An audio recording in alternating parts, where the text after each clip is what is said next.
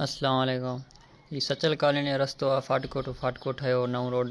ही पाणी रोड ते ॼाण उथलियो। ही नओं रोड ठहियो सचल कॉलोनी फाटके खां वठी ॿिए फाटके ताईं। ही सरकारी प्लाट ख़ाली पियल आहे साईं खानवाण जे स्कूल जे अॻियां। इहो सरकारी प्लाट आहे, ख़ाली पियल आहे। हिते असांजे चवण आहे त टुएलहणी खूह ठाहे हितां पाणी मथे ईदगाह ॾे कढियो वञे। ही पाणी ॼाण रस्ते ते उथलियो।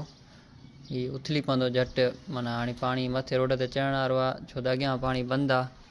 सो पाणीअ खे रस्तो ॿियो कोॾे आहे कान वञण लाइ जो पाणी मथे किथे क्रॉस करे। सो असांजे चवण आहे त हिते ईदगाह खां पाणी मथे कढियो वञे। हिते मिटी ॾेई रस्तो बंदि आहे, माना पाणी हेठि नथो वञी सघे। पर हिते खॾ ॾे चवंदा असां पाणी कढूं, खॾ में जॻह ई न आहे। हिन खॾ में पाणी इज़ाफ़ी पंहिंजे पाड़े जो माना तक़रीबन 100 घर आहे जंहिंजो पाणी हिन में अचे पियो। इज़ाफ़ी पाणी जेको मथां वरी ईंदो पाणी त उहो काॾे ईंदो। इन लाइ चवंदा त मथे स्टेशन ॾे सचल कॉलोनी जो पाणी ईदगाह ॾे कढियो वञे। महिरबानी।